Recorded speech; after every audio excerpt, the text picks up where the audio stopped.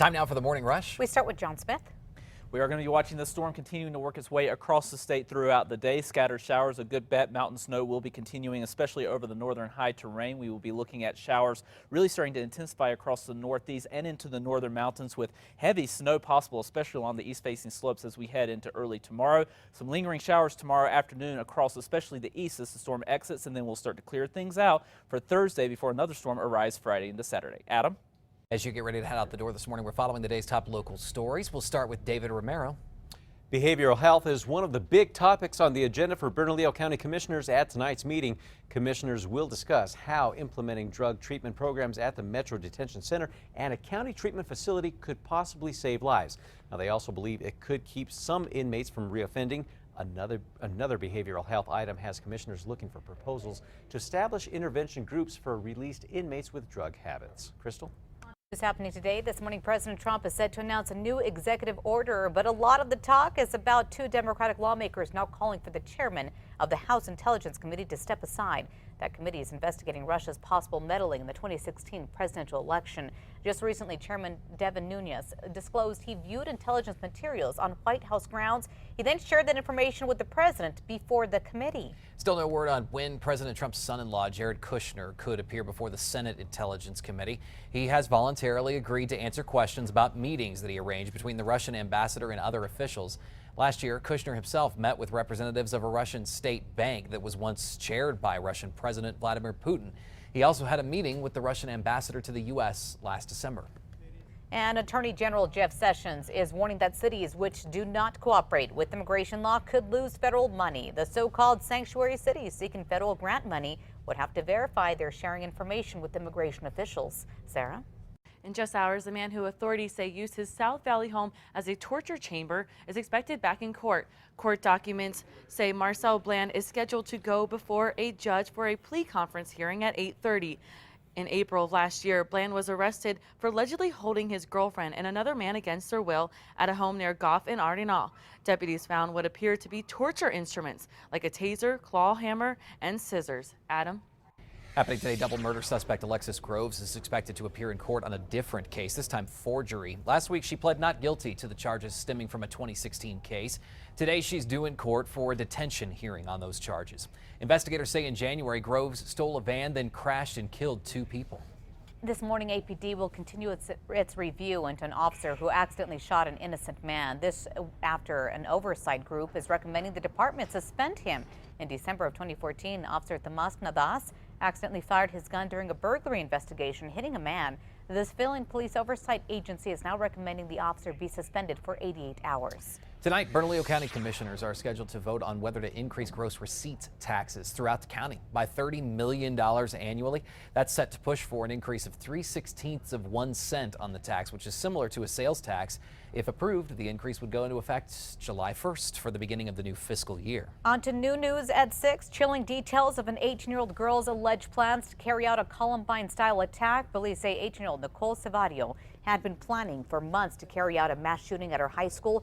They say she collected guns, ammunition, even bomb-making material. Her father called school officials to report his suspicions. She's now being evaluated at a school. This happened in Maryland. A Texas mother's video of her disabled son getting an extensive pat-down by a TSA agent is getting a lot of attention online this morning. The viral video from Dallas comes after the TSA agent changed, or I should say TSA itself changed pat-down procedures at security checkpoints earlier this month. The mom says it went too far. The TSA says the pat-down was approved since the passenger's laptop caused an alarm to go off. All right, we are going to be looking at some showers in the Albuquerque metro area for this afternoon. So our metro threat index is up to a 5 for today for those scattered showers. It will be a bit breezy with winds around 10 to 20 miles per hour. And don't be surprised in the afternoon if you actually run into a couple of isolated thunderstorms. A man who police say wrote the word terrorist outside a Santa Fe cafe is not facing charges this morning. The owner of the Pyramid Cafe says a man came into his restaurant the day before, upset and calling him and his employees terrorists. Police say they are not considering it a hate crime because there was no physical damage, and they believe that that man is mentally ill. On to new news this morning. A new study reveals that New Mexico leads the nation in the percentage of babies being born into Medicaid families. That's according to a study by the Kaiser Family Foundation. In 2015, 72% of the births reported in New Mexico were paid by Medicaid. On average, Medicaid paid for about 47% of all births nationwide. And new this morning, Rio Rancho School Board members approved a proposal to move nearly 200 kids from one elementary school to two neighboring schools. It'll move 100 students to Colinas del Norte and 75 to Puesta del Sol. Officials hope that this will balance out the three schools until a new elementary school is built in 4 years. On to new details. Cardiologists are giving a strong recommendation to schools when it comes to life-saving defibrillators on campus. Doctors say the devices increase student survival in cases of sudden cardiac arrest, but only 17 out of the 50 states actually require them. John. All right, we are going to be looking at some wet roadways out there, so you'll want to be aware of that as you head out and about. You may want to factor in a little extra time for that morning commute. Otherwise, things not looking too bad out there, so just have to factor in a little extra time for that wet travel out there.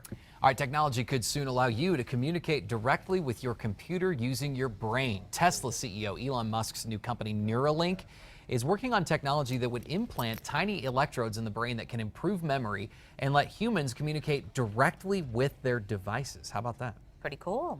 All right, get ready to pay more at the gas pump. Not what you want to hear this morning. AAA predicts prices will jump by 40 cents a gallon during the summer driving season and will be about 70 cents higher than last summer. A new survey finds nearly 25% of drivers think prices are already too high, and they'll likely cut down on drive time to save money.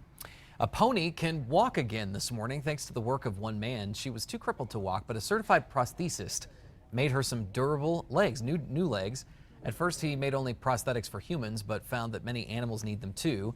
He says seeing Angel Marie take her first steps was a dream come true and a true miracle. That is so remarkable. Yeah, isn't that cool? Wow. Changes her life. Yeah. All right, it's now time for the 5 facts. We start with number 5. A local school's robotic team is raising money this morning to compete in the World Championships in Kentucky. Rio Rancho's Ask Academy robotics team had to shuffle its funds after the state budget cuts from the special session back in October. The team started a GoFundMe page. You have details on our website and on our KRQE News app. They're trying to raise more than $7,000. They have around $4,000. And number 4 this morning, a church versus state debate over a giant cross in Taos continues. It's on a public veterans memorial that's been up in the famed Taos Plaza for decades. Now the Freedom from Religion Foundation, based in Wisconsin, is asking the town to take down the cross, saying it was reported to them by someone who lives there. Some people we spoke with in the town say they don't see anything wrong with it. There's actually an online poll on this. We've got details on the KRQE News app this morning. On to number 3 now. Some state workers could be forced to take unpaid time off as early as next week. During a speech to business leaders in Albuquerque, Governor Martinez says she is preparing to order furloughs in April as New Mexico faces a big budget crisis. Martinez says she won't sign that $6.1 billion budget that was approved by the legislature early this year. That's because it relies on $350 million in tax increases. She says she plans to call lawmakers back for a special session soon. Democrats blamed the governor for the furloughs, saying they could be avoided if she would sign the budget. And number 2, we could learn more details from Albuquerque police today about what led to the shooting death of a motorcyclist at a local car wash over the weekend. Last night, family and friends gathered at Hosett near Coors and Quail to remember Earl Roybal, a biker and advocate for veterans. News 13 cameras captured a man detained in the back of a patrol car on scene afterward, but police say no arrests have been made. Police say detectives are working now to figure out if the shooting was justified or if charges should be filed. At number 1, we're talking about the rain that we will be seeing throughout a good portion of the day on and off. We'll continue to watch for high mountain snow, and we are looking for a good round of mountain snow across the northern high terrain tonight.